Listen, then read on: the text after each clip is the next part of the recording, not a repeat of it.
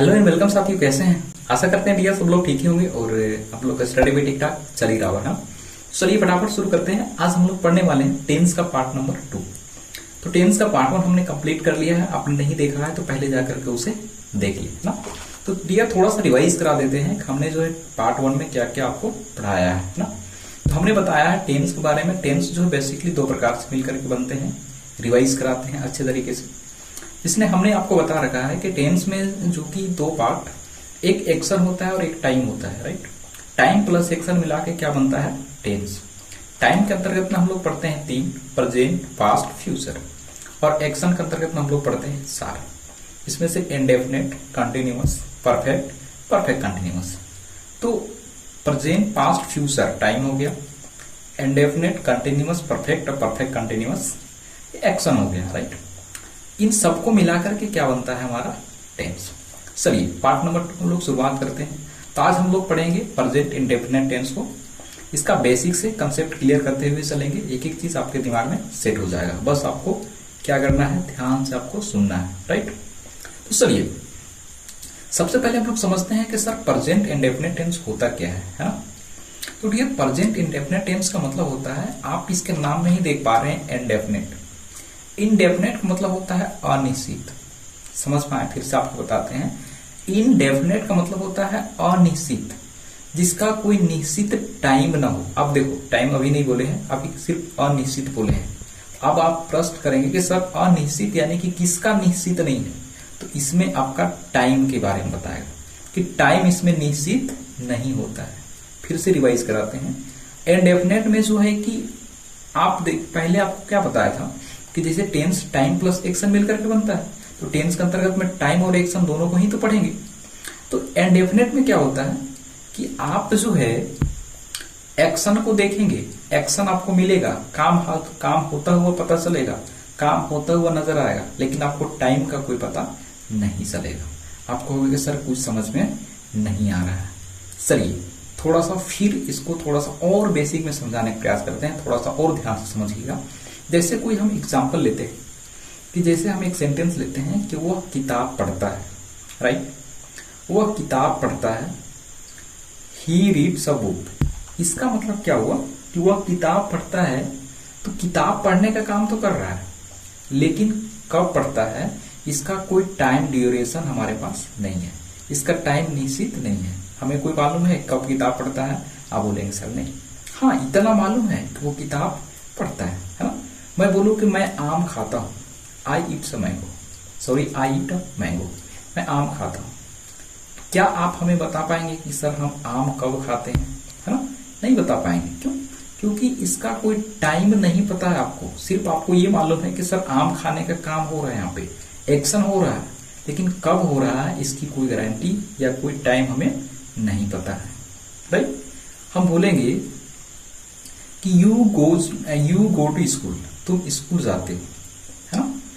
अब स्कूल जाते हो, ठीक है, आप स्कूल जाने का काम कर रहे हो, लेकिन कब जाते हो इसकी कोई टाइम है, कोई समय आपके पास है? नहीं। तो जब इस तरीके का सेंटेंस बनता है जहां पे एक्शन मालूम होता है, टाइम नहीं पता होता है, उस कंडीशन में हम क्या बोलते हैं?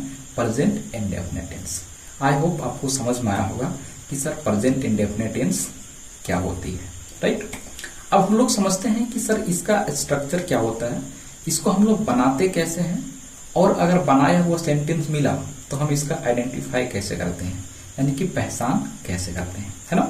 तो डियर आप समझेंगे कि प्रेजेंट इंडेफिनिट टेंस को बनाने का जो स्ट्रक्चर होता है, सब्जेक्ट प्लस वर्ब का फर्स्ट फॉर्म प्लस वर्ब का पांचवा फॉर्म, है ना। मतलब या तो वर्ब का फर्स्ट फॉर्म या तो वर्ब का पांचवा फॉर्म प्लस में ऑब्जेक्ट। समझ पाए? देखिए फिर से एक बार रिकॉल कराते हैं। स्ट्रक्चर बनाने का जो फॉर्मेट होता है, सबसे पहले हम लोग सब्जेक्ट का यूज करेंगे, उसके बाद वर्ब में फर्स्ट फॉर्म या तो वर्ब का पांचवा फॉर्म और अंत में ऑब्जेक्ट। इतना ही इसका स्ट्रक्चर होता है, सेंटेंस बन के कंप्लीट हो जाता है। अब समझेंगे कि जैसे सब्जेक्ट की हम बात करेंगे, सब्जेक्ट कौन बनता है? आपने पढ़ा होगा, नहीं पढ़ा होगा तो जब हम ग्रामर में नाउन प्रोनाउन पढ़ाएंगे तो वहां पे आपको डिटेल में पढ़ाएंगे कि जो सब्जेक्ट बनने का काम करता है वो नाउन और प्रोनाउन होता है। तो सब्जेक्ट में नाउन या प्रोनाउन होगा, वर्ब तो आप समझ ही रहे हैं, ऑब्जेक्ट आप समझ ही रहे हैं। अब यहां समझना ये है कि सर सब्जेक्ट के अकॉर्डिंग वर्ब चेंज होता है क्या? बिल्कुल, वर्ब जो है सब्जेक्ट के अकॉर्डिंग ही चेंज होती है, उसी के अनुसार ही वर्ब यूज किया जाता है। अगर सब्जेक्ट सिंगुलर है तो वर्ब भी सिंगुलर होगा, सब्जेक्ट प्लूरल है तो वर्ब भी प्लूरल होगा। फिर से रिवाइज कराते हैं, सब्जेक्ट सिंगुलर तो वर्ब भी सिंगुलर, सब्जेक्ट प्लूरल तो वर्ब भी प्लूरल हो जाता है। जैसे अगर बात करते हैं सिंगुलर सब्जेक्ट के अंतर्गत में कौन कौन सब्जेक्ट आता है, तो मैं ऐसे ही बता देता हूं, आपको प्रॉपर्ली याद हो जाएगा। जैसे सिंगुलर सब्जेक्ट में हम लोग यूज करते हैं किसको किसको, जैसे कभी आई का यूज कर लेते हैं, लेकिन आई बेसिकली क्या होता है कि ये सिंगुलर प्लस प्लूरल दोनों में काउंट हो जाती है ना। बेसिकली अगर हम लोग देखेंगे जैसे ही हो गया, सी हो गया, ईट हो गया, प्लस में जितने भी नाम होते हैं वो सब के सब क्या होते हैं, सिंगुलर सब्जेक्ट बनते हैं, राइट। अगर प्लूरल सब्जेक्ट की बात करेंगे तो प्लूरल में अभी हमने तुरंत बताया, जैसे आई जो है सिंगुलर में भी काउंट कर लेते हैं, प्लूरल में भी काउंट कर लेते हैं, है ना। तो जैसे आई को भी ले लेंगे, यू ले लिए, वी ले लिए, दे ले लिए, ये सब के सब क्या है, प्लूरल सब्जेक्ट हो गया। इसके साथ हमेशा कौन से वर्ब लगेंगे, प्लूरल वर्ब लगेंगे। अब बोलेंगे कि सर ठीक है, थोड़ा सा और रिवाइज करा देते हैं, सिंगुलर वर्ब की बात करेंगे, जैसे इज एम आर हो गया, सॉरी वो थोड़ा अलग कंसेप्ट में हो जाएगा। तो अभी हम लोग समझते हैं सब्जेक्ट और प्लस वर्ब प्लस ऑब्जेक्ट में ही खेला में। जब वर्ब आपको पढ़ाएंगे तो आपको डिटेल में एक्सप्लेन करते हुए चलेंगे कि singular verb plural verb, singular से प्लूरल वर्ब में कैसे हम लोग फाइंड करते हैं, राइट। तो अभी हम प्रेजेंट इंडेफिनिट को आइडेंटिफाई करने के लिए सीख रहे हैं, थोड़ा सा इसमें और गहराई अभी नहीं जाते, है ना। तो यहां तक समझ पाए होंगे कि singular subject singular verb, plural subject plural verb, right. चलिए सर, अब हम लोग समझते हैं कि सर अगर हमें सेंटेंस दिया गया हो प्रेजेंट इंडेफिनिट का, तो उसको हम लोग फाइंड कैसे करेंगे, है ना, उसको पहचान कैसे करेंगे, पहचानने का तरीका क्या हो सकता है। ठीक है सर, तो कोई भी सेंटेंस दिया होगा प्रेजेंट इंडेफिनिट को, तो उसका पहचानने का तरीका ये होगा, अगर वो सेंटेंस पढ़ने से अगर हमें लग रहा है कि ये कोई इंफॉर्मेशन दे रहा है, ध्यान समझेंगे, इंफॉर्मेशन दे रहा है, या तो कोई आपको रूटीन बता रहा है, डेली रूटीन के बारे में बता रहा है, राइट, या तो आपको यूनिवर्सल ट्रूथ बता रहा है, तो वो सेंटेंस क्या होगा, प्रेजेंट इंडेफिनिट टेंस। आपको भी सर समझ में नहीं आएगा, चलिए बताते हैं। जैसे हम बोलेंगे कि वह स्कूल जाता है, एक सेंटेंस हमने लिया, ही गोज टू स्कूल, वो स्कूल जाता है। तो ये सेंटेंस पढ़ने से आपको क्या लग रहा है, ये सेंटेंस आपको पता चल रहा है कि कोई हमें इंफॉर्मेशन दे रहा है, उसके बारे में बता रहा है कि वह स्कूल जाता है, ही गोज टू स्कूल। ये क्या हो गया, सूचना हो गया। इस कंडीशन में ये सेंटेंस कहां पे जाता है, प्रेजेंट इंडेफिनिट में।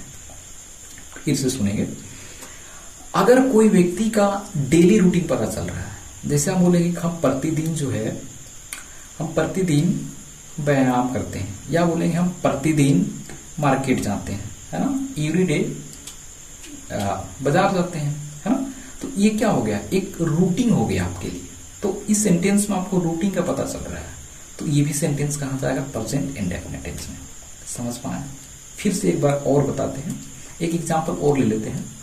जैसे अगर हम बात करें यूनिवर्सल ट्रूथ, यूनिवर्सल ट्रूथ का मतलब क्या होता है कि कोई ऐसी फैक्ट या कोई ऐसी घटना या ऐसी कोई बातें जो कि पहले से तय है, जिसको बदला नहीं जा सकता है, वह यूनिवर्सल ट्रूथ होता है। जैसे हम बोलेंगे वो सूरज पूरब से उगता है, तो उगता है भाई, पहले भी उगता था, आज भी उगता है, आगे भी उगता रहेगा। ये क्या हो गया, फैक्ट है, यूनिवर्सल फैक्ट। तो इस तरीके के भी सेंटेंस आपको मिलेगा, तो क्या कहलाएंगे, प्रेजेंट इंडेफिनिट टेंस या सिंपल प्रेजेंट टेंस, राइट। आशा करते हैं प्रेजेंट इंडेफिनिट टेंस आपको बहुत ही शानदार तरीके से समझ में आया होगा। तो चलिए आगे बढ़ेंगे और अब समझेंगे कि प्रेजेंट इंडेफिनिट टेंस का सेंटेंस को जो हम लोग इस तरीके से जो है बनाएंगे, अब बना के हम लोग आपको दिखाएंगे कि बनाते कैसे हैं। चलिए